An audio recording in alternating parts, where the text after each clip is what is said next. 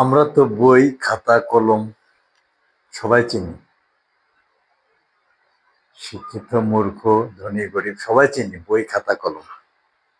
চিনি তো। খাতা সাদা একটা বস্তু, যার উপর কলমের ফোঁটা দিবেন, স্পট লাগবে। অথচ সেই খাতার ছোট্ট একটা পাতা আপনাকে সুখী করে দিতে পারে, আপনাকে ধ্বংস করে দিতে পারে। এই 5 টাকার কলম,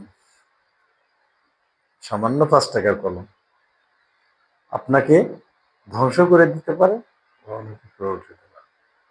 যদি এই কলমের ব্যবহার আপনি সঠিক ব্যবহার জানেন, তাহলে সম্মান, শ্রদ্ধা আপনার জন্য অপেক্ষা করবে।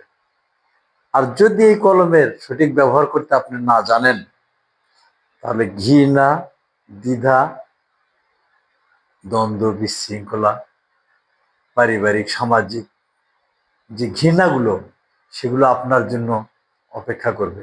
চারপাশে সবাই ছিছি করবে আপনাকে। তাই সামান্য এই ছোট্ট বস্তুকে সম্মান করবেন, নিজের আয়ত্তে রাখবেন, শ্রদ্ধা করবেন, আপনিও শ্রদ্ধা পাবেন। ধন্যবাদ সবাইকে, ভালো থাকবেন।